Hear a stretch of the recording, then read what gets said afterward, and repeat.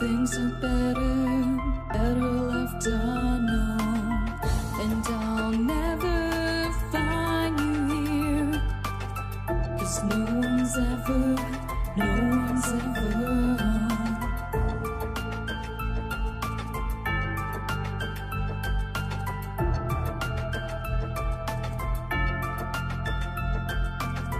Oh, what a widow, a peaceful spider. When the glass is clean, she's a sneaky hider. Hide the lies and the alibis. Oh, what a sinner. Is it in her?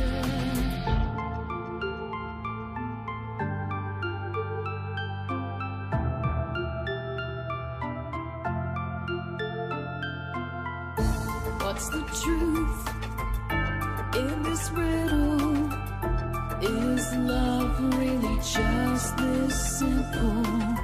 I can't seem to find my way in this world that never stays.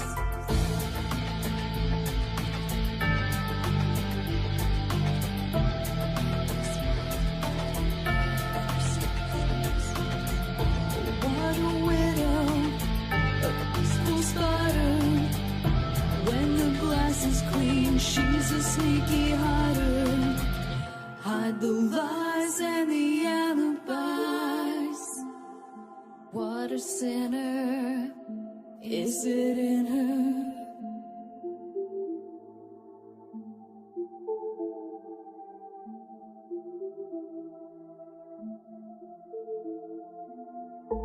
Is this real?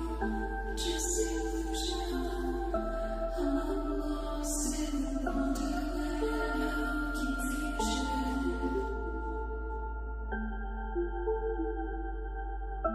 I'm lost in wonderland of confusion. Is this real or just illusion? Manifestation or a dark delusion? Is this real or just illusion? I'm lost in a wonderland of confusion.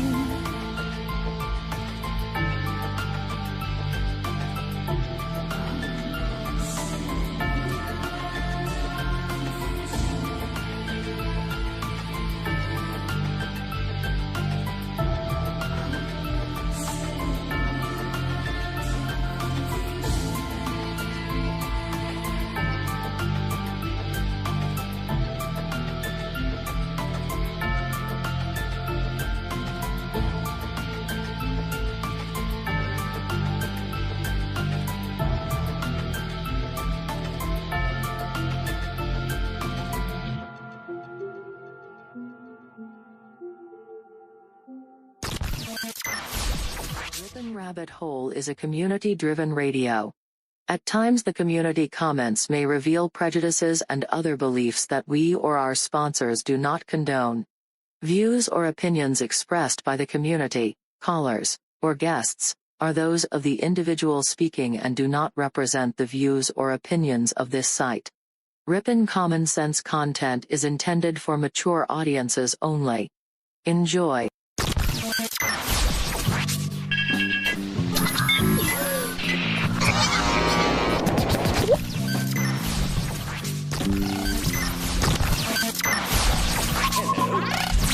Hello.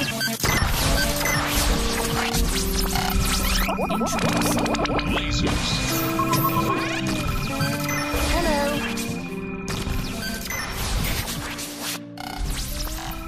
This is My Life DIY, and hi, this is JoJo. Hi, my name is Ash. Hey everybody, it's AJ the Rippin' Rabbit. This is Cynthia Sue Larson. This is your man Meta, aka Propagate This Light. And you're now listening to Darkwolf's Den. The Darkwolf's Den Show on Ripon Common Sense Radio. This station is now the ultimate power in the universe.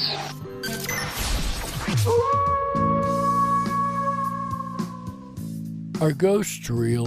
We had 1,000 hours of continuous communication with the spirit world. Does time travel actually exist? The laws of physics seem to be compatible with time machines.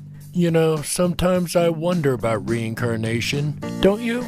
A 4-year-old boy in Adelaide, Australia, has told his parents that he used to be Britain's Princess Diana. What would happen if the world found out that aliens were real? I didn't say disclosure would be easy, but what is the alternative? To establish a space force as the 6th branch of the armed forces. We have so many questions and yet so little time, so to have you here, the pleasure is all mine. Coming to you from a secret mountain cave, hidden deep within the Idaho wilderness. This is the Darkwolf's Den Show. Now, here is your host, Jerry Hicks. That's right, I am Jerry Hicks, also known as the Dark Wolf, and we are broadcasting live worldwide from a secret mountain cave hidden high up in the beautifully snow-covered peaks of the Idaho mountains. That's right, we're ripping through the electromagnetic soup, tearing through the atmosphere, and tunneling away into your radio like a quantum particle. This is the DarkWolf's Den Show for Wednesday, March 3rd, 2021. So whether you're on the edge of reality, the edge of the galaxy, or the edge of your seat, we're glad you chose us to be right there with you. Tonight, ladies and gentlemen, we've got a very special guest. Our friend Nick Nitolli is going to be here tonight. That's right. He is a rap artist as well as a paranormal and conspiracy theorist researcher. I'm sure we're going to have a wonderful conversation, and I can't wait to get connected with him over in the Zoom room here in just a couple moments. But first, today in history. We're going to keep a musical theme going tonight, ladies and gentlemen. On this day in 1955, Mr. Elvis Presley makes his very first TV appearance on a broadcast radio show called Louisiana Hayride. That's right. That was on this day in 1955, ladies and gentlemen, and that is today's Today in History. And Elvis has always been a bit of a inspiration for many, many musical artists over the years, and I'm pretty sure our guest tonight will be no different. I'm definitely going to have to ask him that question, right, ladies and gentlemen? Our guest tonight is a a hip-hop artist signed to Warner Chappell Music Publishing. He originally gained fame and notoriety from Bravo's platinum hit and quickly began writing and producing for artists like Zendaya, Snoop Dogg, French Montana, YG, Neon Hitch, Bianca Ryan, Sam Bruno, and countless others. He is based in Hollywood, but from New Jersey originally. He plays 5 instruments and is multi-talented. He has just released his latest album entitled Little Nicky, which sold over 40,000 copies in its first week. Natoli has since focused on putting out creative music videos, which features idols from his childhood, old movie characters, as well as even some of our latest presidents. And last but not least, ladies and gentlemen, he is here in the den tonight to discuss paranormal, conspiracy, and all things fun, right? Ladies and gentlemen, without any further ado, we're going to go over here real quick and we're going to connect with Nick in the Zoom room. So go ahead, put ones in the chat room, and let's give him a great big warm welcome from all of you guys, you rabbits out here at the Rippin' Rabbit Hole. That's right, ladies and gentlemen, we'll be right back with Nick Nitolli in just a second. And I guess we'll never know, that's how it goes. I guess we'll never know who blew the towers up. The real reason why our troops were rounded up. Lies printed in the paper and the articles. But man, I guess that's how their story goes. They wanna lie and tell you red is blue. Now they wanna act like up is down too. Anything to get you not to find the truth. I've been down this rabbit hole since I was only 22. All right, and ladies and gentlemen, we have with us, as you guys know, the great Nick Nitolli. Thank you so much for being here, Nick. And you actually reached out to me, is that correct? That is correct, and I appreciate you for having me on, man. My absolute pleasure, my friend. So you are a musical artist, is that right? You're a hip-hop musician? I am. And how long have you been doing music? I've been doing music all my life, professionally since I was 22. I got my start on a TV show called Bravo's Platinum Hit. It was kind of like an American Idol for songwriters. It had the same judge from American Idol, Carrie Diagordi, and that was kind of like my foot into the industry. Gotcha. And there are some clips available. Are those on YouTube? You sent me earlier, the Bravo clips? Yeah. Yes. So there's clips on YouTube as well as bravo.com, I think, hosts a couple of them that you can go check out his work on. What was it called again? Platinum? Platinum Hit. Platinum Hit. Bravo's Platinum Hits. That's awesome, man. And after that, you started like writing music for bigger stars. Is that correct? Or were you already writing for some of the bigger names? Yeah, I did. After the TV show, I started a record label, and that label eventually started working with artists like Snoop Dogg, French Montana, YG, and then I worked with a few other artists on my own, Neon Hitch, Sam Bruno, etc. And then I leveraged that into a publishing deal with Warner Chappell Music Publishing, and I'm still currently signed. I got signed in 2018. And then after all those names that I work with, I started my own artist project and kind of went on a solo thing. Rock on. So now that you've got your own project, is there any like themes that you're like really trying to push? Is there any, because I noticed in your music, you kind of have a specific theme to your writing. Yeah. I mean, at the end of the day, I don't really want like the conspiracy stuff to take over what I do as far as a musician, but I definitely want to leave my mark, on the people that listen to me and let them know what I think about certain topics. So it's kind of split. If you really listen to my music, some of it is just some pop songs you could bop your head to, and some of it is some real conspiracy talk and some real facts being thrown your way about, nefarious stuff going on in the government, underground bases, reptilian aliens, you name it. Bill Clinton, the whole gambit. That's right. Yeah, adrenochrome, all of it. Oh, dude, you have been doing some deep research. So you've got a very aesthetic sound. To that, the song you sent me, what was it called? How It Goes. How It Goes. Sorry, I do apologize. I enjoyed the song. I just couldn't remember the actual name. Right on. Really funny. I love the masks, the whole making fun. I caught the blue dress. Thought that was hilarious. Great, nice. Great touch. Nice. The more times I watch that, the more little symbols and stuff I've noticed you throwing in there. There's a lot in there, man. There is a ton. I mean, I can go scene by scene and tear the sucker down, and there's so much. Yeah. What were your inspirations for this? Honestly, a big inspiration came from the fact that nobody is doing this, and I've never really seen anybody do this. So I kind of was inspired to do my own thing by the fact that other people weren't inspiring me. Love it. I figured I'd be the first to do something that no one's ever done. Yeah. So, what were your musical inspirations? As we had in our Today in History just a little bit earlier, Elvis, his first TV appearance was today in 1955. Oh, yes, wow. Sir. It was on a radio show that was being TV broadcast, amazingly enough. I don't know how they call it radio if it's on TV, but right. I love Elvis, man. So what were some of your influences growing up, musical influences growing up? Michael Jackson's a huge one. I literally grew up on this VHS cassette tape called Moonwalker. Man, yes. Remember Moonwalker? With Joe Pesci? The cassette, the book, I had it all, dude. Yeah. So he was a huge inspiration. When I got a little bit older, I gravitated to punk rock music, bands like NoFX, Blink-182, Sex Pistols, Ramones and stuff. I was like a full-on punk rock kid. And then, hip-hop came around. Eminem was a huge influence for me. Tupac Shakur. Anybody who the government, has a problem with is most likely my inspiration. Bob Marley, you name it. The thing about Tupac, what was great about him is he would rap about real stuff. Real political things that are going on.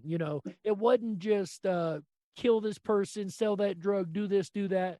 He actually had real political motivated speech. He was really on point about what was going on. That was what made him so different than everyone else. Big time. And did Big time. music lead you into paranormal, or was that a total separate gig there? To be honest with you, I think that my curiosity and my sense of wonder really led me to just kind of hop online and look at all this stuff. I was on an LSD trip with my friend in college, and we were at his dorm room, and we were tripping on LSD, and we typed in conspiracy theories, and that one enter button, man, really changed my life, because we watched it on LSD, which I think was great because it was so impactful and it was so real and we were so into it. And the moment we started sobering up after 16 hours, we realized, I asked my buddy, I said, like, was that stuff real or were we tripping? And once we sobered up and realized that there was truth to what we were watching, it sent me down a rabbit hole with Alice like never before, man. Gotcha. Oh, yeah, definitely. I think we've all jumped down a multitude of those rabbit holes.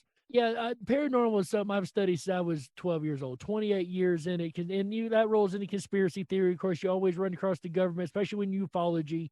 You're going to run into your government black ops and your MIBs, and it goes right back to the conspiracies, and it all ties together somehow. All 100%. The rabbit holes are connected. 100%. So what was that one that got you like, okay, this is real, this is intense, like, oh my God, we've been lied to? Yeah, I mean, I'm from Garfield, New Jersey, so 9/11 being an inside job was something that I took very personal. A lot of my friends and family had friends and family in those towers, so it wasn't like it was something that was way far off for me. It really hit home, and I had people around me who really just didn't believe, and I feel like if they were all conspiracy theorists throwing it down my throat, I may not have gone down the rabbit hole that I did. But because they were so in denial of like Building 7 not being hit by a plane, it just kind of woke me up to, the fact that this is a real problem in the aggregate in society, and that it's really important that somebody or a lot of people start waking other people up. It's like the domino effect. One person is strong. And I've always felt that my voice is very powerful. I've never felt like I'm, that I'm not heard, you know what I mean? Or that I'm not powerful. So that kind of led me down the path as well. And I would say you've definitely got a good platform to use that, to put that word out there, to put those messages out there, to wake up the masses. And yeah, I mean, I worked hard for it. It's something that's amazing to see the masses waking up in mass. And have you noticed that in the last couple of years that people are just much more awake to what's not woke, awake to what's going on?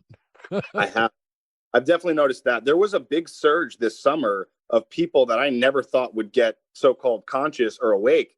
And there was like soccer moms that were tweeting about adrenochrome and talking about, all this stuff with Epstein and the Wayfair conspiracy. It was a crowd of people that I knew were not conspiracy theorists. And that to me gave me hope more than anything. I did a show a little while back about conspiracy theories. And would you agree that it is one of the most important things in society to have conspiracy theories? Because if not, the bad guys will get away with doing the bad stuff. 100%. I think we should remove PE, physical education, and remove all these, classes that are just like cooking class. I learned how to bake cookies in junior high, as opposed to learning how to manage a checkbook. I think that kids should be, really integrated in music and really integrated in their right brain capabilities, as opposed to just their left brain capabilities, as opposed to just knowing math and science and have logic and analytical thinking. Those are important, don't get me wrong, but they're not as important as, or not more important than some of the right brain things, our creative side, our compassionate side. Those are all the things that I feel like are being kind of exiled from school right now, especially right now. Especially right now. And I would go a step further and say it's being exiled from society in general through our, quote, unsocial social media and things like that. I would say that compassion is really being kind of wrung out of the populace in general, more so than just in school. And that's the scary part, because the schools, they're indoctrinating our kids to a generation that we aren't having a real say in. Yeah. Yeah, 100%. I mean, it's by design. I mean, the fact that the school systems have these classes and they're way more important than actually learning how to manage finances and stuff like that. The government doesn't want you to know how to manage finances. The government doesn't want you to know how to get richer or how to take whatever wealth you have and implode it. They don't want that. What do they want? They want a mindless drone population of people who don't know what's going on, but could bake a cookie and put on their gym shorts and run around a track 15 times. You know what I mean? That's conducive to what they're trying to build. And, I was talking to somebody earlier and this very point come up, the fact that learning is memorizing and remembering to write the answer on a piece of paper. That's not researching. That's not self-teaching. That's learning. Right. That's remembering what you were told and repeating it. And that's all you're good for. And I don't mean that in a bad way, but that's all you're really going to be good for is repeating what you heard if you don't take the time to look for yourself.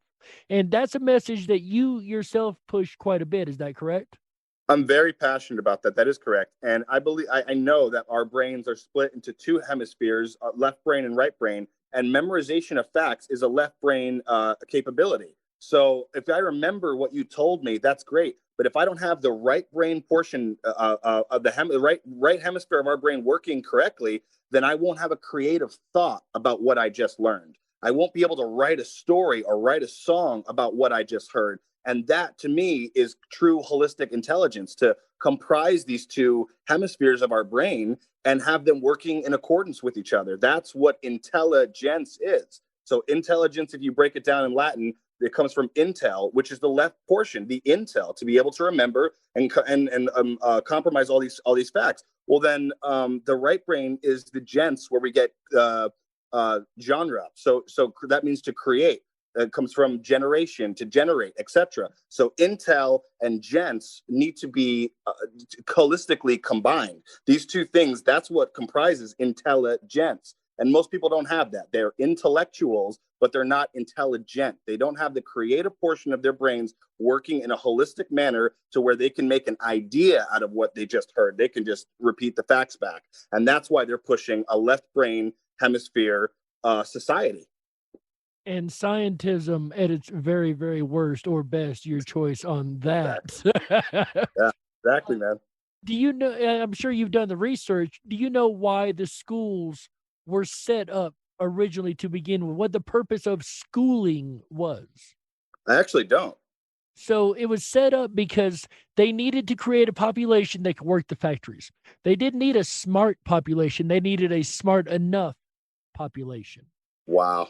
So they teach you, literally indoctrinate to a certain degree, the basics, math, reading, writing, arithmetic, what you would need to know to go off and work 12, 18 hours in a factory and do your, do your 9 to 5, your 9 to 9, go home, get your meal, get your news, your rest of your indoctrination for the day and carry on to bed and, get stuck in that vicious cycle. That was the original reason the Carnegies funded so much of the schooling, was to enact the labor force of the factory worker at the time. Wow. And then we haven't moved very far from there since. And I think the intention is very clear, because the moment you're done with high school, then you need to, everything's about college, going to college, because you're about 18 and we're worried about you having your own ideas. So please get another 4 years in. And then when you're done with that, go to a job and work 9 to 5 and come home, and you should get married. And I hate to say this, but like, a woman can be a very, very bad thing for a conscious man. I don't think that I got conscious by being in relationships all the time. A lot of it was being on my own and staying up till 4 o'clock in the morning and researching. I think that a lot of guys get locked into something with a woman and a relationship and their dinner and their kids. And then consciousness by 40 is over, bro. You're so right. I mean, absolutely. I've had this conversation a lot with some friends in the backstage. I know some over in the chat right now will be agreeing with me. That's you, Juanito, I'm looking at over there. But I've had this conversation quite a bit. And it's the fact that it's a lonely road we walk.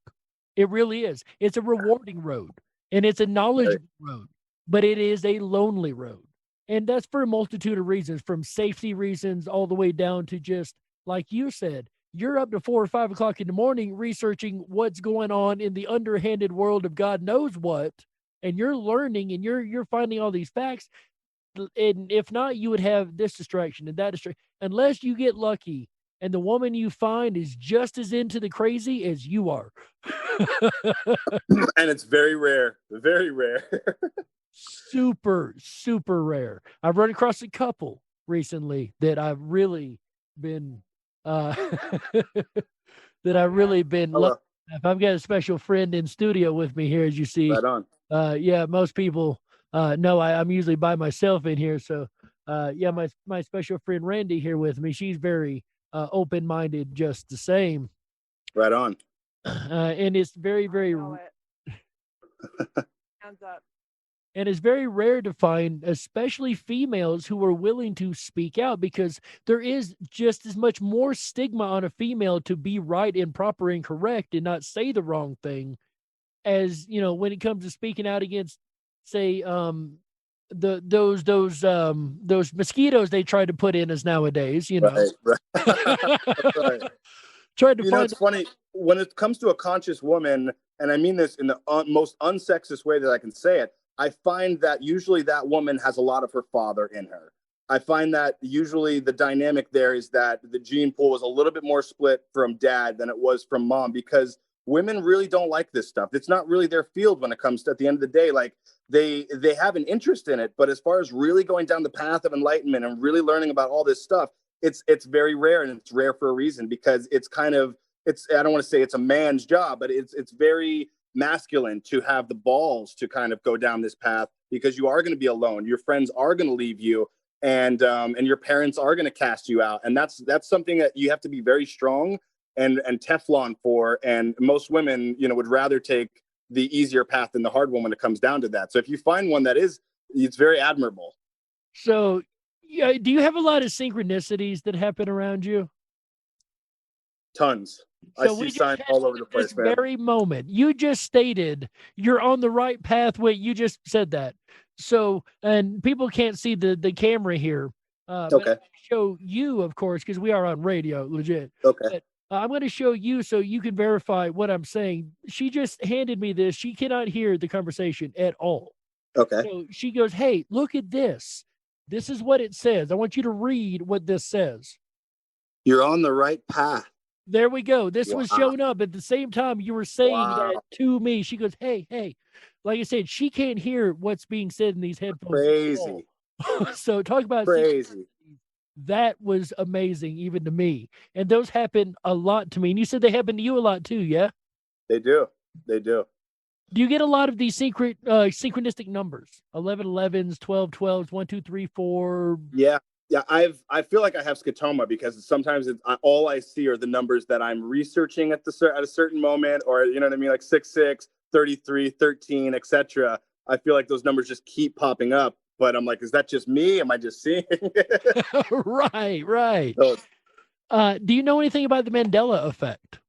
Yeah, I do. I haven't. That's probably one of the least researched things I'm on. That and flat Earth, I do not know much, but the Mandela Effect, to me, it sounds so crazy, but then I've had certain things where I'm like, wait, I remember them being the Bernstein Bears or whatever, and there's just certain things that I remember from my past that are not here today. And my brother is somebody who I'm always trying to wake up, and I'm trying to get him to go down the path of enlightenment.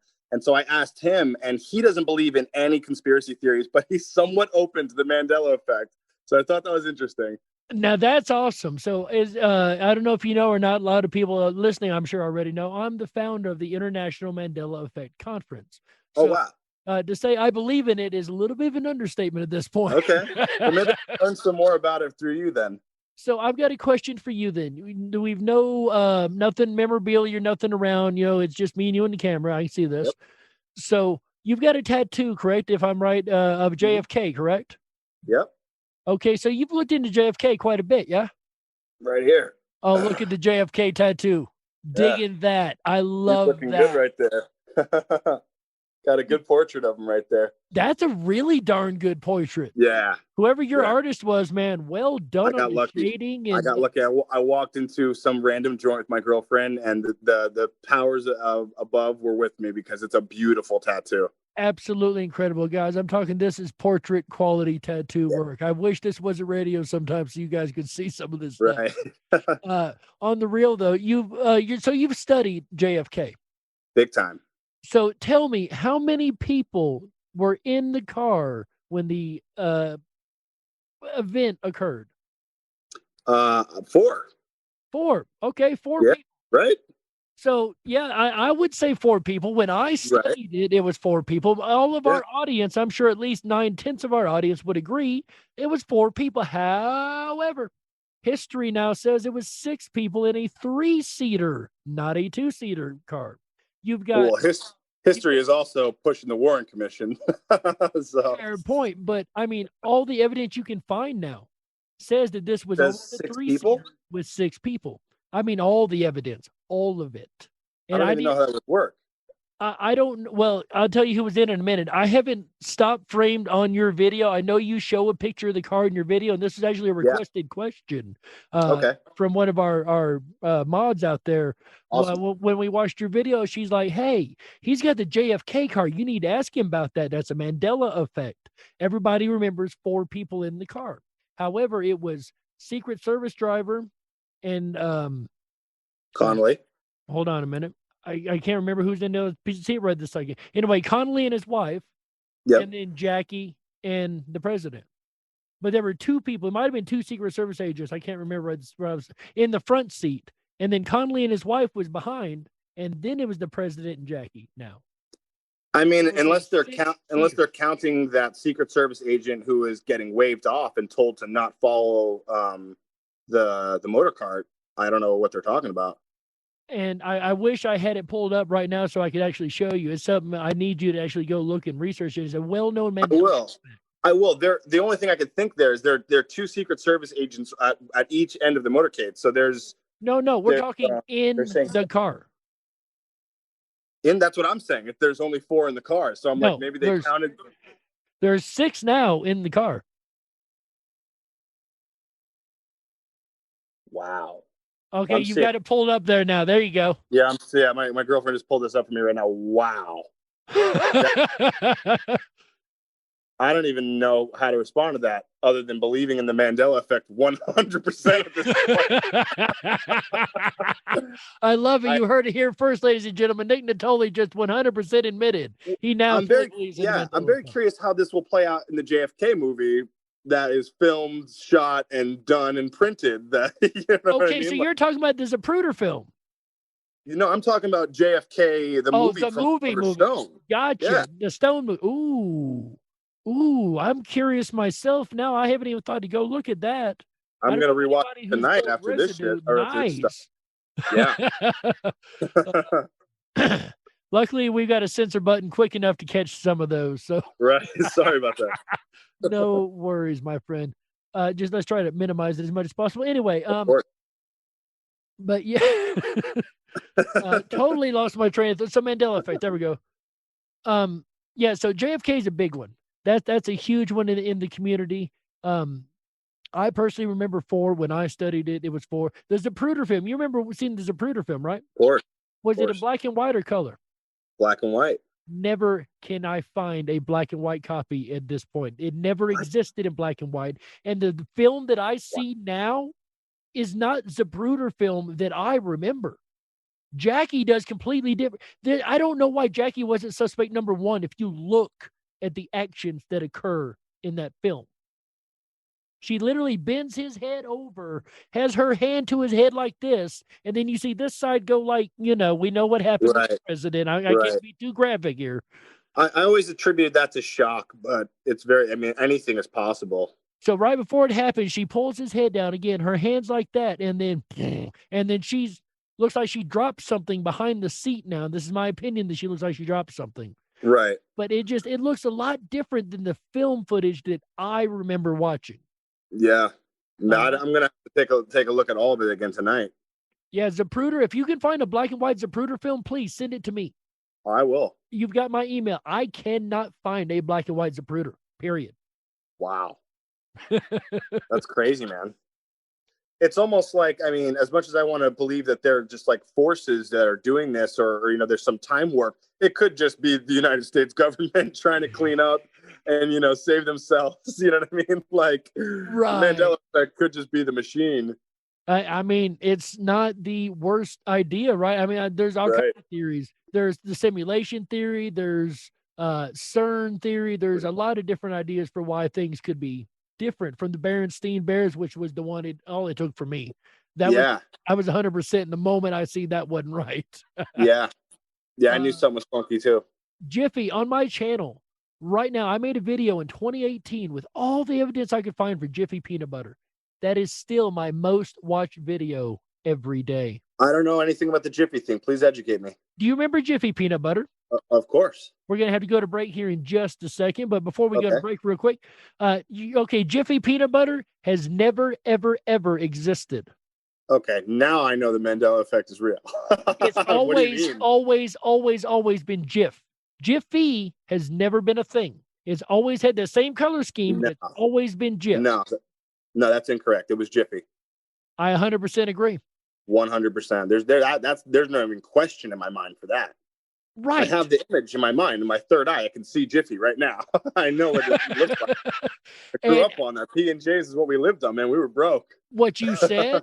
And if you go to the store now, you're going to find, it was just a marketing change, but you can't find a marketing change. According to the marketing and everything in history, it's always and always from day one been Jif. Now, here's the interesting fact. According to the story now, the guy that originally invented it, and once again, we got to go to break here real quick, but the guy who originally invented the peanut butter, before he sold it to the Procter & Gamble and would later become Smucker's and all that, he actually called it Jiffy peanut butter. So that's a fact. We know that it was called Jiffy. By the original creator, but when he sold it and it became a commercial brand, it was never sold as a commercial brand as Jiffy. That's the only way we would know it as Jiffy, from the store shelves. You know what I mean? No, man, yeah. That doesn't make any sense. It was definitely called Jiffy peanut butter. I had a box of it, you know. It was the cheap. It was the good stuff. I was right. And people said, well, now it's whatever their Jif slogan is now. Choose your mom, choose Jif. No, it was lunch in a Jiffy. Freaking remember the slogan. It was lunch in a Jiffy. Man, that's so crazy. But you can't find any of that now. All right, so we got to go ahead and take a network break right here. So, Nick, go ahead and hold on one moment. Ladies and gentlemen, we will be back after these messages. Don't you touch that dial. That's right. We got to stoke the fires and run off the men in black. Don't touch that dial. We'll be right back. That's right. Your weekend has begun, and so has your month. Hi, everyone. It's AJ, the Rippin' Rabbit. Are you enjoying tonight's look at special guest Nick Nitolli? I know I am. If you haven't done so already, please make sure to thumb up this video, hit that subscribe button, and ring that bell. You'll get our notifications every time we go live. We're here every Wednesday, Thursday, Friday, Saturday, and Sunday nights, bringing you the very best of common sense radio, the Rippin' Rabbit Hole. Jerry Hicks will return again tomorrow night, Thursday, March 4th, 2021. Step into the den as Jerry explores and howls at the paranormal subject, the Stone Sphere Mystery. I have no idea what the Stone Sphere Mystery is, but I can't wait, as I know Jerry will do it justice. It starts at 7 p.m. Pacific, 10/9 Central. All shows begin at 7 p.m. Pacific, 10/9 Central. Then we'll head back into Friday night with the Rippin' Rabbit Hole live show as we explore humor. Now, we've covered anger and jealousy, and now we're going to tackle humor. And I have to take my top hats off and a big shout out to my mother, who is 70 years old today. Happy birthday, Mom. Mama Rabbit. Oh my goodness. It's your birthday. And it's her suggestion that we do a show on humor. So in honor of you, Mom, on your special day, your wish is my command. That's right. Friday night, come along with me as we dive through the rabbit hole of humor together.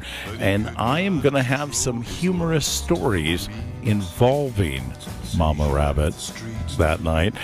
I look forward to sharing them with you. And then Saturday night, March 6th. Can you believe it? It's March already. It makes no sense. Explore the rabbit hole in the art of conversation. Let's talk about it.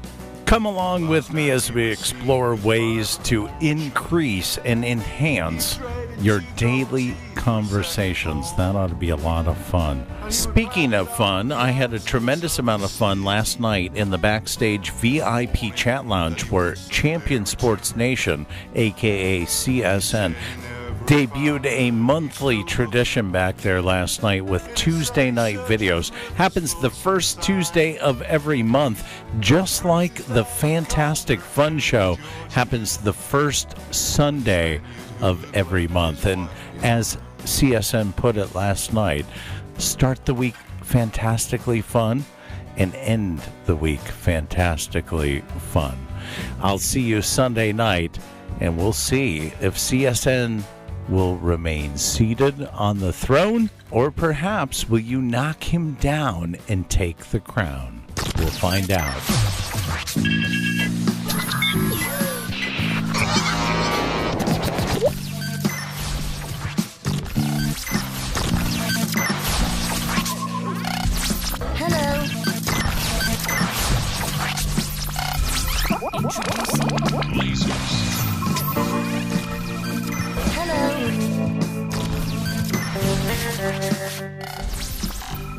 This is My Life DIY, and hi, this is JoJo. Hi, my name is Oz. Hey everybody, it's AJ the Rippin' Rabbit. This is Cynthia Sue Larson. This is your man Meta, aka Propagate This Light. And you're now listening to Darkwolf's Den. The Darkwolf's Den Show on Rippin' Common Sense Radio. If you were meant to be controlled, you would have come with a remote, but you didn't. And that's why you listen to the Darkwolf's Den Show. Now, here is your host, Jerry Hicks. That's right, I am Jerry Hicks, also known as the Dark Wolf. And welcome back to the second half of the Darkwolf's Den Show for Wednesday, March 3rd, 2021. So whether you're on the edge of reality, the edge of the galaxy, or the edge of your seat, we're glad you chose us to be right there with you. Ladies and gentlemen, if you haven't already, do make sure you hop on over to the rippinrabbithole.com. That is RIPONRABBITHOLE.com. That's right. Over there, you're going to find one of my favorite things, the Down the Rabbit Hole section, which is our version of social media. Sign up for your backstage pass over there, and you'll be able to access all the wonderful and incredible things we have to offer on that site. That's right, ladies and gentlemen. And speaking of things to offer, we've got an offer tonight that I just cannot resist. See, a buddy of mine, Mr. Nick Nitolli, a new buddy of mine, I guess you'd say, sent us an email last week and asked to do an interview here on the show. First person who's ever reached out to me for an interview, so of course we gladly took him up on the offer. And if you've missed the first half, definitely go back and listen to it. You've missed one heck of a conversation already. And we're going to continue on with the second half and get back into the conversation. So give me just a moment. We'll get connected back over to the Zoom room and we'll get Nick back on the line. We'll be right back after just a moment. I ain't gotta say too much, you already know. No secrets anymore. Seems like everybody knows. There's no lies left to expose. Well, I guess that's how it goes. All the bombs went up in smoke. All the stars and stripes in bold. All his stories Barry wrote. Well, I guess that's how it goes. That's how it goes. And welcome back to the show, ladies and gentlemen, and welcome back our special guest, Nick Nitolli. Thanks for being here with us for the second half. Nick, it's an absolute pleasure having you here, sir. Thanks for having me, man. Like I said, I really appreciate it. It is my absolute 100% pleasure. And you've got a chalkboard behind you. Before we get back into things, I got to know what is written on this chalkboard and what is the purpose of this? So this is a promotion for a foundation that I kind of teamed up with called Children of the Night. And what they do is they help child trafficking victims not only get out of child trafficking rings, but also kind of get their lives together and get their lives back on course afterwards. So the actual link is Band B Drafting. So BandBdrafting.com/muddy-up. Do me a favor, repeat that link one more time. Yeah, it's Band B Drafting, BAND B, and then the word drafting, DRAFTING.com/muddy-up, MUDDYUP. And if you go on there and purchase a T-shirt, half of the proceeds go to Children of the Night to help stop child trafficking and to help child trafficking victims. Well, I think that is an absolutely 100% amazing charity to give to. And she's got it pulled up here for me now. And I'm going to go ahead and make a donation to this when we get off of here, because that is awesome. Something that I 100% support. I think that's absolutely amazing. You reached out to us to do this, so I can definitely reach out and help that charity. And that's something I really appreciate that, man. In here. It's going to a great cause, so that's awesome. And you got some merch here. So these are different shirt slogans then that you were reading off on the back there? Yeah. Yep. So, guys, you want to get you a shirt to help stop the evil going on in the world, definitely support this. I would definitely back this 110%, guys. I think this is a great organization. Right on, brother. At. Nick Natoli Music on Facebook, it looks like, is what it's under, right? Where they can find that over there? Yep. Perfect. I appreciate that. Children of the Night. That's right. That's awesome.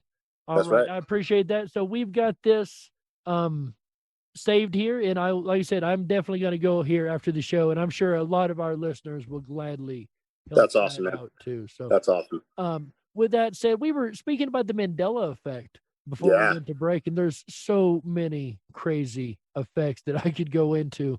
I just want to touch just a couple more real quick. Sure. Do you remember the Monopoly Man? Of course. Did the Monopoly Man have a monocle? Always. Always. Never. See, now you got me. I'm getting no sleep tonight, man. You're going to have me up in the deep, deep rabbit holes tonight.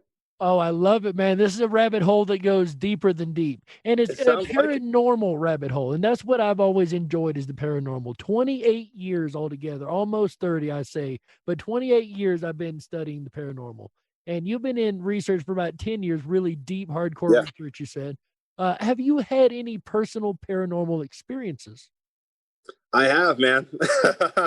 I had a very, very crazy paranormal experience. One that most people will not believe, and that's kind of guided me to having the kind of faith that I do in the stuff that I'm researching, because I know what I saw, I know where I went, and for me, it's like I know the truth. So that's kind of helped me believe, to be honest. Well, now you've sparked my curiosity even more, because one thing we collect on this show is case files. And as you know, from listening to the show, we always go over case files. And I would love to hear your case outlandish. Because the more unbelievable it is, the more amazed by it that I am. And we got a couple of fans trying to call in right now. Sorry, guys. Okay. Sorry, cell phone going off there. But all good. Seriously, though, I totally lost my train of thought. Where was I at, Nick? Paranormal experiences. Okay, the more so outlandish, yes, the more outlandish, the better. And let me tell you, in my audience, you're in good company. So please, sir, I would love to hear your case file. All right. I'll tell you this. I really like your show, and I really like your message and your vibe. And therefore, I'm going to be vulnerable with you and tell you this, because I really don't talk about this that often. But well, that's an honor to us. Here you go, ladies and gentlemen. An absolute exclusive on the Darkwolf's Den Show. Here you go. This is the exclusive for sure. So around the time that I got cast on that television show on Bravo, I had previously been meddling with the dark forces of nature and witchcraft and black magic. And I kind of had more of a dark side to me at that point than a light side. And I actually ended up selling my soul to the devil, quote unquote, as much as you could do it. I mean, every method that you've ever read about or heard about, I did it. I gave blood, and I sacrificed stuff. I'll just say that to sell my soul to the devil for riches, fame, everything, a music contract, you name it. After I got off the TV show, I was with a female friend of mine in an apartment that was directly across the street from a Freemason temple. And that was just by design, that I wasn't going there or anything. But we were hanging out, and I was trying I guess it's a somewhat of a new drug called spice. This is a drug that they give people in the military so that they can smoke that as opposed to marijuana, so that they don't test for marijuana. So I was smoking this stuff called spice, which it's not a psychedelic. It's nothing like that. It shouldn't do anything crazy to you. But in this moment that I had, this person completely turned into a new person. And it's a synthetic, correct? Yeah. Yeah. This person turned into what I believe was Satan himself.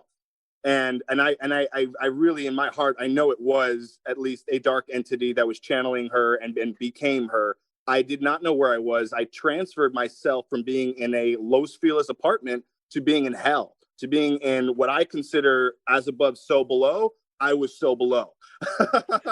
So it was complete proof to me of alternate dimensions. It was complete proof to me that there's something else. It was basically the exact same setting, but the darkness of it, the worst capabilities of what was above was below. And I met what I believe was a satanic entity, if not the devil himself. And we had a telepathic communication. And and I ended up having a full-on freak out. I wasn't able to speak for at least 3 hours.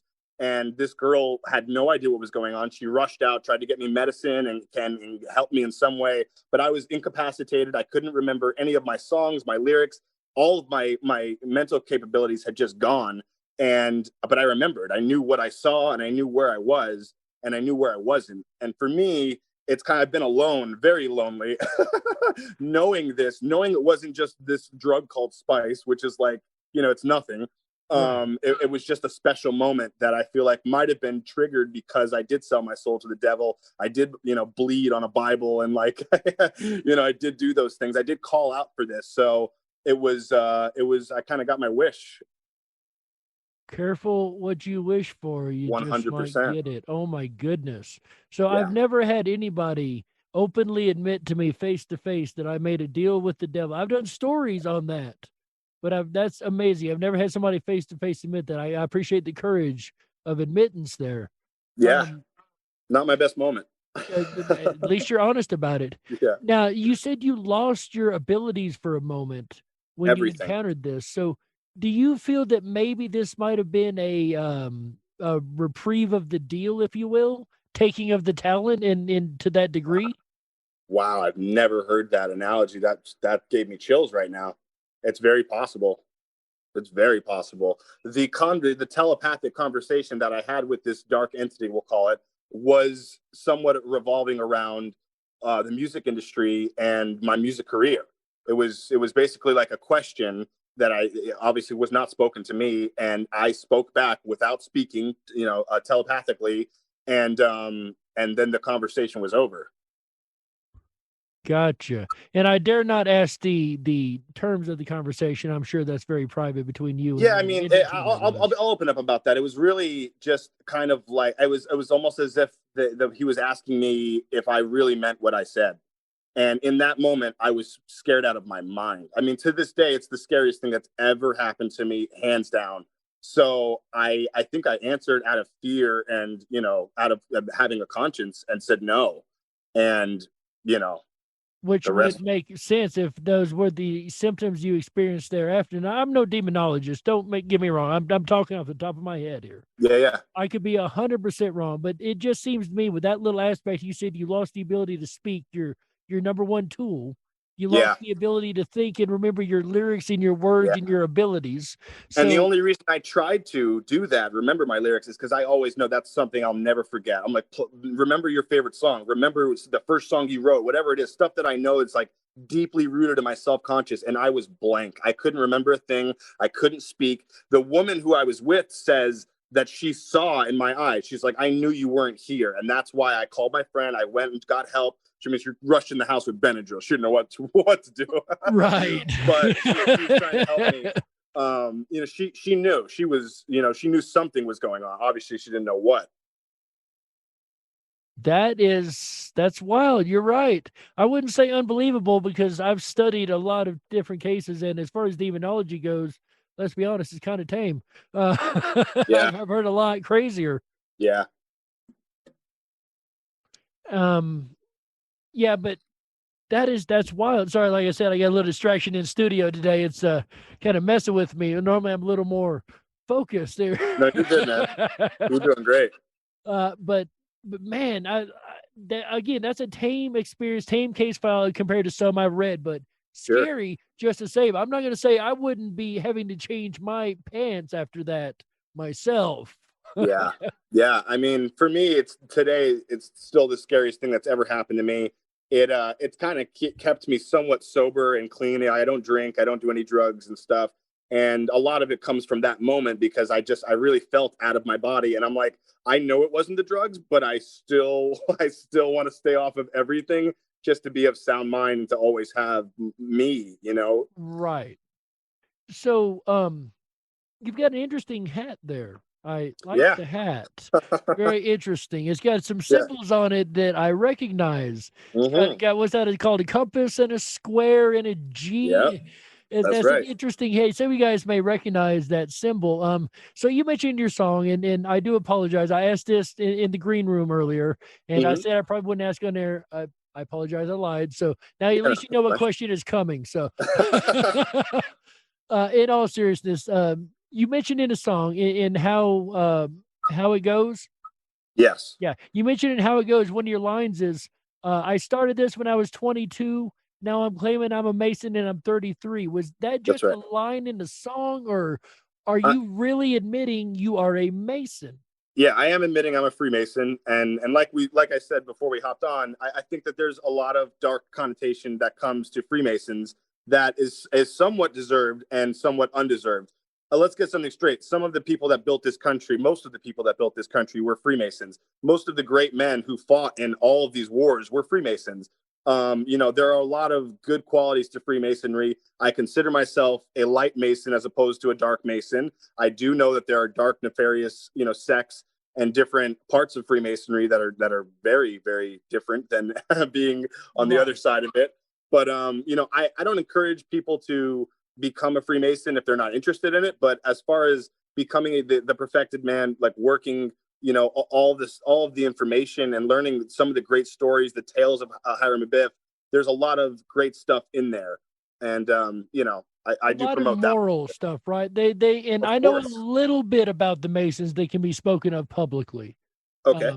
Again, it's about morals. It's about teaching of, you don't have to have a Christian God. You have to have a God, right? You have to have I do know that. And I know that the first secret, at least I've been told, of Freemasonry is that the sun is the middle of the solar system, ladies and gentlemen. That is secret number one of Freemasonry. That goes to show why it was originally set up.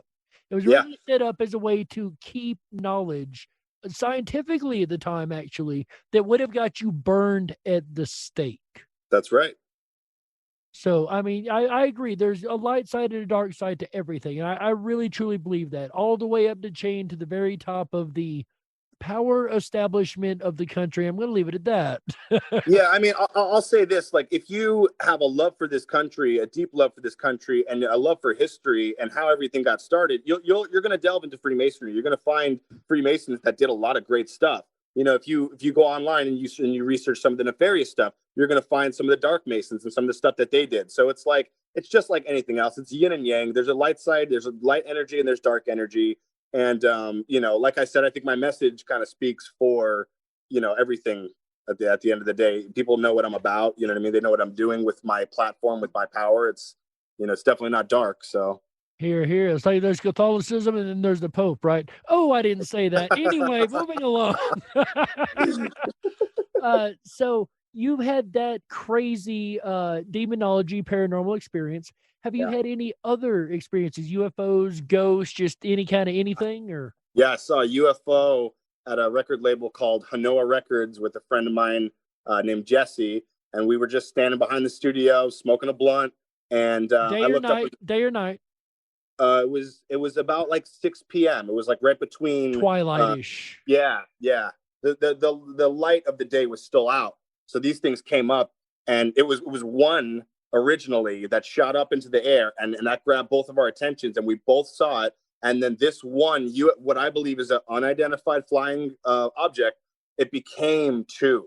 And those two split and went out in two completely different directions. But it's so crazy because they split the moment that we really knew what was happening. I really feel like the moment they knew they had eyes on them, they did some sort of, the moment your consciousness become aware of the situation, fully aware in. Yes, I follow you. So that was good because I was with somebody and we both saw it. So we both knew we weren't crazy and we were telling other people. It's always good when you have a friend with you, Oh, yeah, it definitely goes against the whole you're hallucinating or only you've seen it type deal, right? You're crazy, you're imagining things. It's hard to get two people beside each other to hallucinate the exact same thing. Yeah. And it goes back to the Mandela Effect. That reminds me a lot. It's hard for all these people that have never met each other across the entire world to agree that some things had the exact same false memory. It's like Berenstein, people aren't saying it was two E's or EY or II or EE. Everybody agrees it was EIN. Everybody agrees it was this specific spelling. Everybody agrees it was Luke, I am your father, not Luke, George, John, Jeff, Roy, Henry, Yeah, that one really trips me out because it's such a famous line and it's such a famous movie that's been repeated in so many other films and stuff. I can't imagine how people don't understand that line. Makes no sense at all to me, dude. It's iconic. In the 80s, that was one thing we repeated 1 billion times. Yeah. That's one of those meme lines before memes were a thing. Yeah. Well, that's kind of where I'm pushing you towards with the JFK thing. It's like, I'm going to watch Oliver Stone's JFK tonight. If something changed, I can't imagine that it changes in the aggregate as a whole. I can't imagine that movie now has 6 people in the motorcade. I can't imagine that. You see what I'm saying? Like when somebody referenced Luke, I am your father in another movie, I can't imagine that changed too. Right. And that's what we call residue in the Mandela Effect community. If you can find evidence of the four-seater, if you can find evidence of Jiffy, if you can find evidence of things that history and reality itself, not just history, reality itself says was not that way. And it goes beyond like just going online and searching. You go to the store or you go grab your 1977 VHS copy of Star Wars. It's going to say, no, I am your father. It's beyond just a couple of clips on the internet. So it's more than just simple manipulation. The items retroactively are changed. And have you found residue with the Mandela Effect on some stuff? I have. I'm not as good a residue hunter. There are some people that literally dedicate themselves just to hunting residue 24/7. Wow. That's all they do is try to find evidence of residue. Every now and again, I'll find some residue. I've got a couple videos up on the channel. Fox and their cartoons. I think there's some winking and nodding going on from those guys. Because they'll throw little references like, do you remember there was a show in the 90s about 4 girls in New York City? Do you remember the name of this show? Sex and the City? What's the second word? Sex and the City. And the City. Okay. Yeah. A lot of people remember Sex in the City. I've heard this one before, actually, now that you bring it up. And I know it was Sex and the City. I just know it. Right. And that's fair enough, to each person's memory. Right. Well, what do you remember? Do you remember in or and? I personally remember in. Oh, wow. But I wasn't a fan of the show. This is the problem with the Mandela Effect, is we got to get on the same page. Right. But, I didn't watch the show. I wasn't a fan. That's not something I would stake my 100% on. That's something that, kind of in passing, it seems like it was into me, that just seems right. I'm not going to stand on and say 100%. I know it was. I was a big fit. No, I wasn't. Nope. Yeah. The thing I have a problem with is because I remember the show having a darker tone, like they were showing sex and stuff, but it was a lighter show. So Sex and the City seems like a lighter girl thing, but Sex in the City sounds like a porno. You know what I mean? I feel like HBO would have shut that right down. I feel like HBO would have done it to get the ratings, but I mean, it's HBO we're talking about. They competed with Skinamax, let's be honest. But the reason I brought that up is about 3 or 4 times I've heard reference on these different Fox cartoons from Bless the Hearts to The Simpsons, where they reference Sex in the City. And they'll say Sex in the City. Wow. Or they'll reference just these little small references that if you aren't in the know, you're not going to know. It's not like they're blatantly making fun of something or the Mandela Effect people, or it's if you aren't Mandela affected, it's just going to go over as one of those goofy, corny cartoon jokes, and you're never going to think another thing of it. Right. Stewie and Brian and in Family Guy, I can't remember which one they did, but they made a reference to Berenstein. They made a reference to the Berenstein, as a matter of fact. Okay. Woodward and Berenstein. Do you remember who Woodward and Berenstein were? No. Nixon, the lawyers that took down Nixon. Oh, okay. So they had found in the cartoon, Brian and Stewie had found this thing about Pawtucket Pat that founded Quahog, this brand new information. They're going to uncover it. And Brian says, we're going to be like, what's his name? Berenstein. And then it jumps over and shows Papa Bear in a deep throat type situation in a parking garage, handing over a piece of paper saying, follow the honey. I mean, clear Berenstein reference. Wow. It doesn't work any other way. The lawyer's name is still Berenstein. That was part of the Nixon. I think that Seth MacFarlane is a guy who, and that's the creator of Family Guy for your listeners who don't know. Yes. I think that he's a guy who has a lot of inside knowledge. I mean, this guy apparently had a plane ticket on 9/11 to be on that trip and somehow got out of it. So that should raise red flags right away. How did that happen? He says that he drank too much the night before and that he overslept and missed his flight. And therefore, he saved his life by not getting on the 9/11 planes.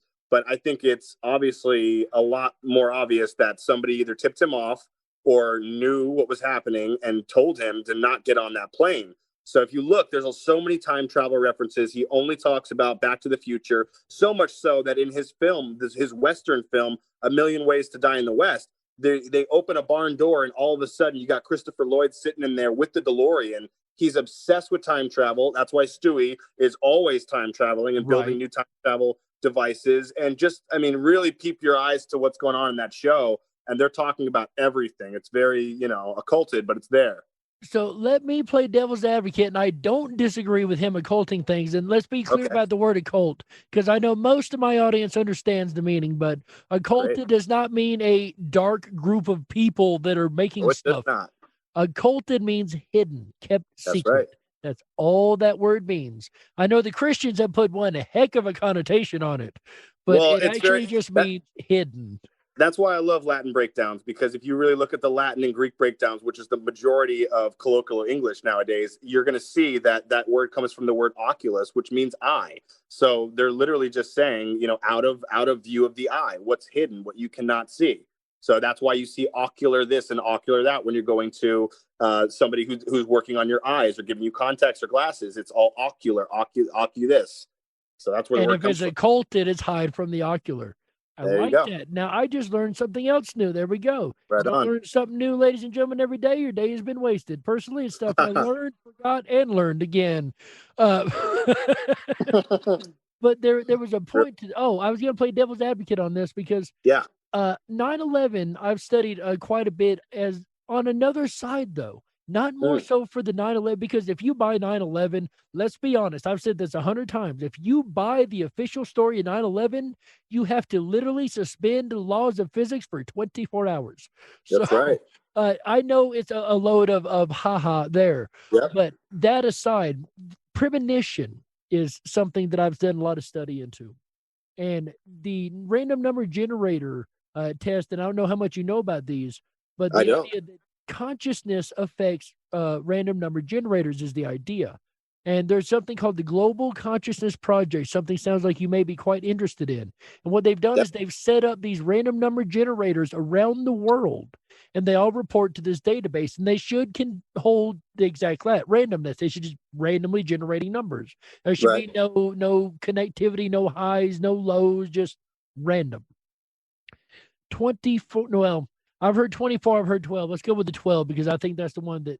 The guy that actually ran the thing, Dean Radin, actually said within 12 hours prior to the event occurring on that date, on 2001, the random number generators lost their randomness and stayed in sync for roughly 12 hours prior to and after the event.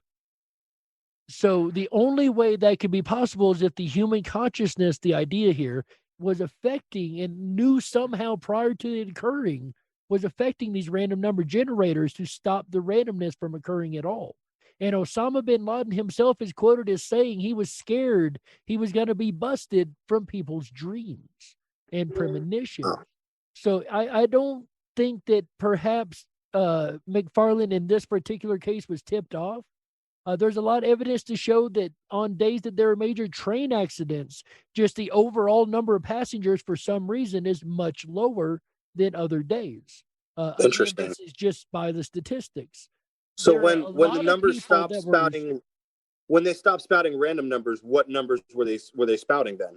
Now that I don't have the information of, I'm not sure if it was like they all went high and stayed high, or they all went low and stayed low, but the random error, they all had the same numbers. Like, I don't know exactly. Can you hear me? Yeah, I hear you. Are you there? I hear you.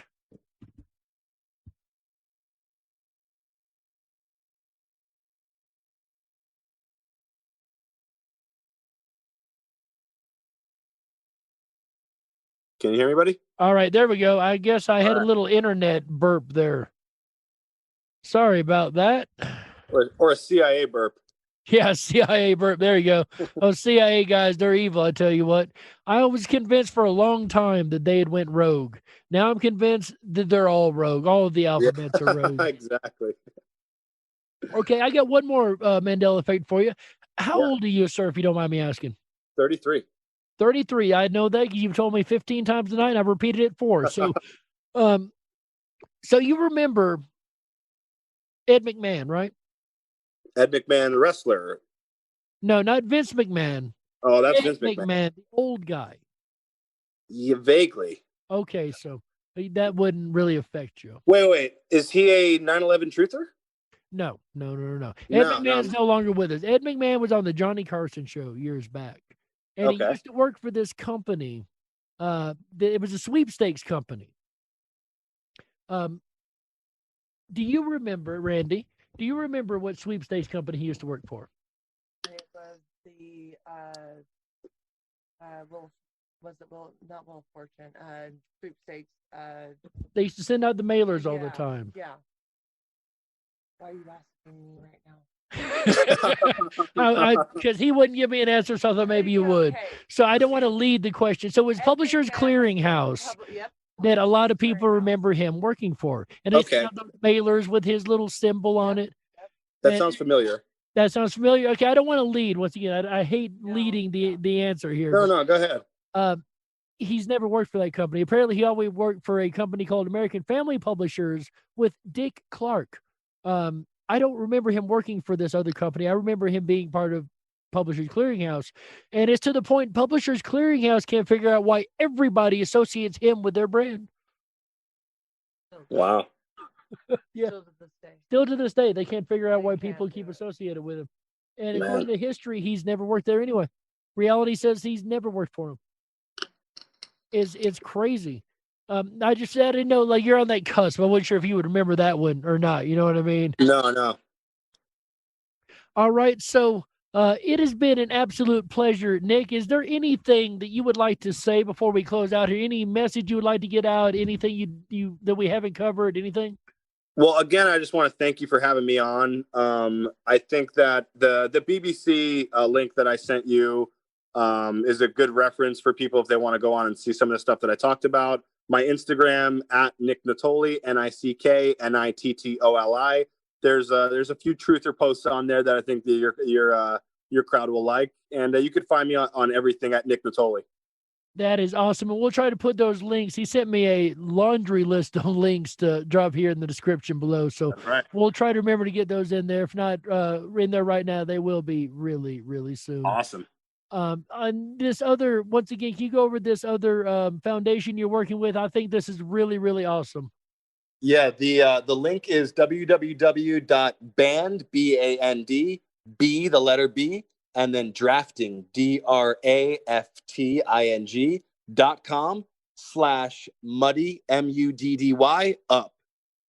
And you can go ahead and purchase a T-shirt on there, and some of the proceeds will go to Children of the Night, which, like I mentioned earlier, helps children out of sex trafficking and then helps them kind of establish a life after getting out of that life.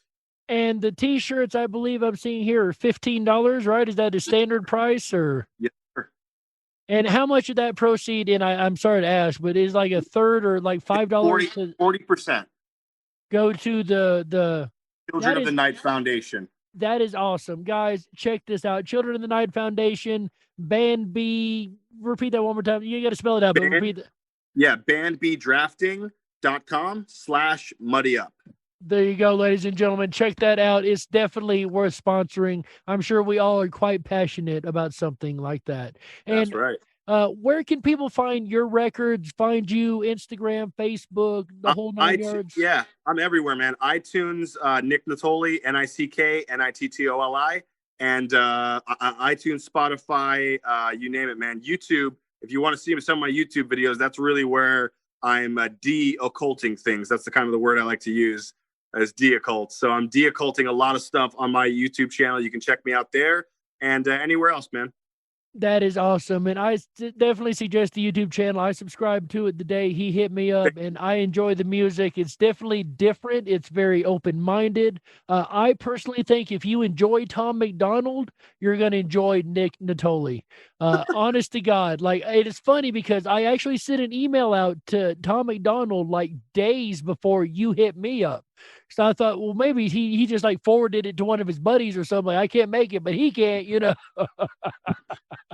Well, I really appreciate it, man. Thanks for having me on. My pleasure. And I'd love to have you back another time, man. Don't be a stranger. Sure. You're definitely a friend of the show, and I would love to have you back on and talk conspiracy and new findings and research and how your benefits going and the whole nine yards. So thanks once again for being here. Ladies and gentlemen, our guest, my new friend, Mr. Nick Nitolli. Thanks again, man. Thank you, sir.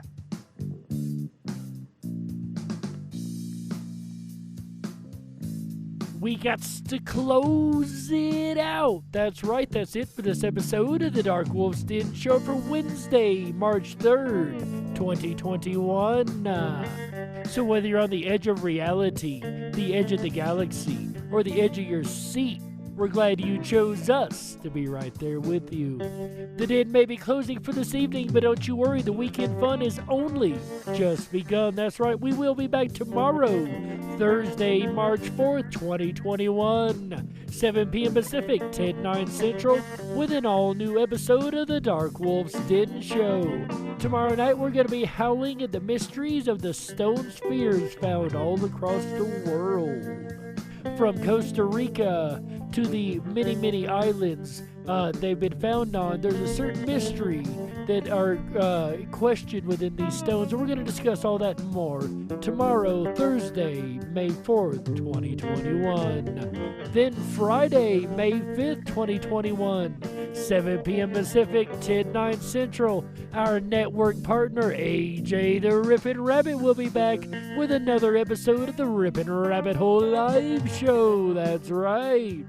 On Friday, he's going to be tackling one of the topics that I really enjoy, guys. I think you're going to enjoy it too. It's a really, really funny topic. As a matter of fact, it happens to be humor. That's right. Humor is something that is a very, very amazing tool, a tool that I like to use to get points across very often. So it's definitely a useful tool and can be used for both good and bad, right? I'm sure AJ will cover all that and more Friday, March 5th, 2021. 7 p.m. Pacific, 10/9 Central. Then on Saturday, March 6th, 2021, 7 p.m. Pacific, 10/9 Central, AJ will be back to discuss the art of conversation and perhaps build on this topic of humor and how to use it well in the art of conversation, right? I'm sure there's a whole lot of rabbit holes to jump down that night. That is, once again, Saturday, March 6th, 2021, 7 p.m. Pacific, 10/9 Central. All shows here on the network start at 7 p.m. Pacific, 10/9 Central. Then on Sunday, come back for the most fun you can have on radio. That's right. It is the Fantastic Fun Show, the March edition. Make sure you tune in and play along, and maybe you can end up being the Fantastic Fun Show king or queen. There's been a battle going on for quite a few months now between My Life DIY and CSFL champion, or Champion Sports Nation as he's known. He's got the current throne right now. Will he hold it once again, or will My Life DIY knock him off, or will one of you come up from behind and take them all out of the running? I guess you're going to have to tune in Sunday, March 7th, 2021, 7 p.m. Pacific, 10/9 Central, to find out and play along and see if you can become the new king or queen of the Fantastic Fun Show right here at the RippinRabbitHole.com and Rippin' Common Sense Radio. Speaking of RippinRabbitHole.com, make sure you hop on over to the RippinRabbitHole.com. That is RippinRabbitHole.com. That's right.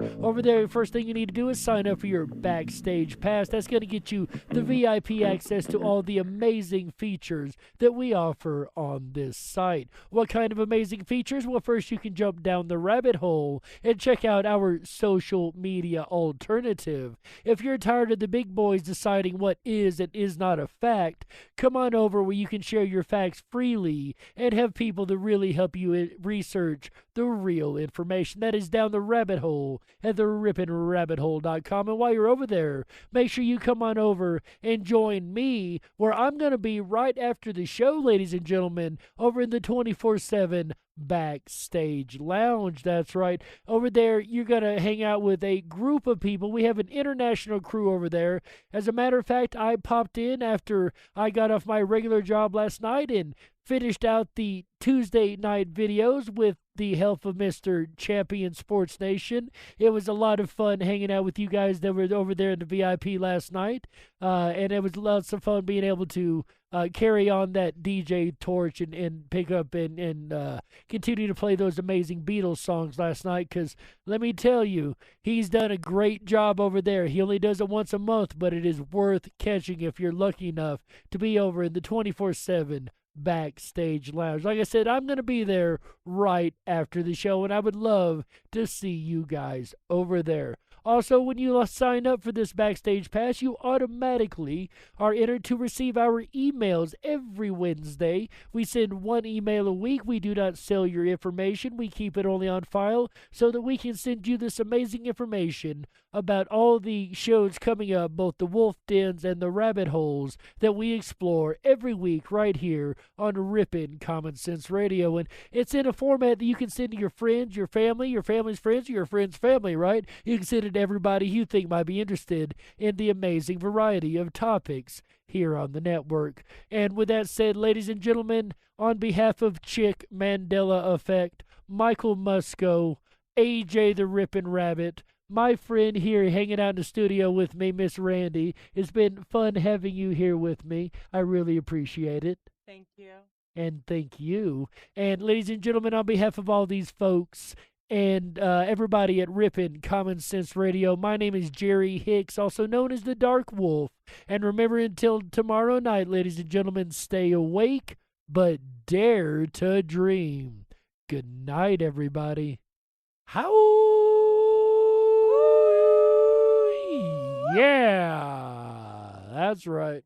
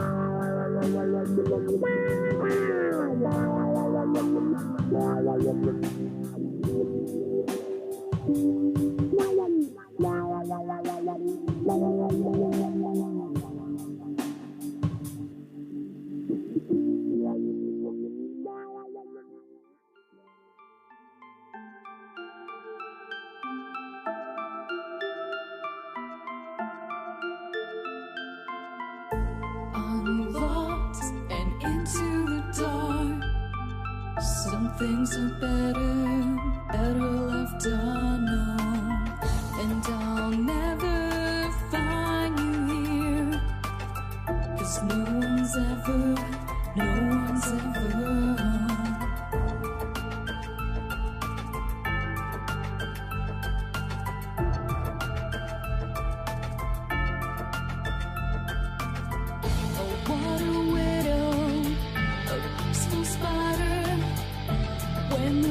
Is clean, she's a sneaky hider. Hide the lies and the alibis. Oh, what a sinner. Is it in her?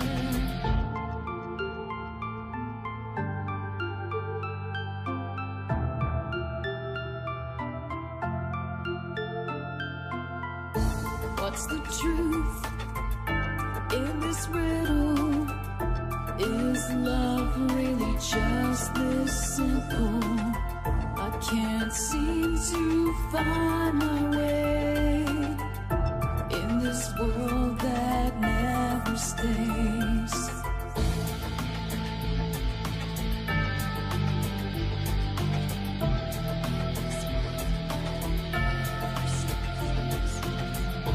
What a widow, a peaceful spider. When the glass is clean, she's a sneaky hider. Hide the lies and the alibis. What a sinner. Is it in her?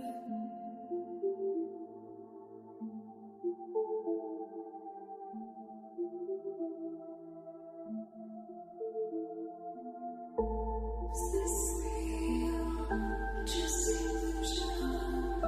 I'm lost in the wonderland of confusion.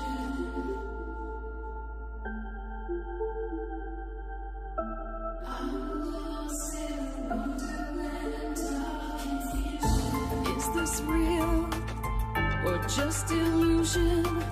Manifestation or a dark delusion? Is this real or just illusion?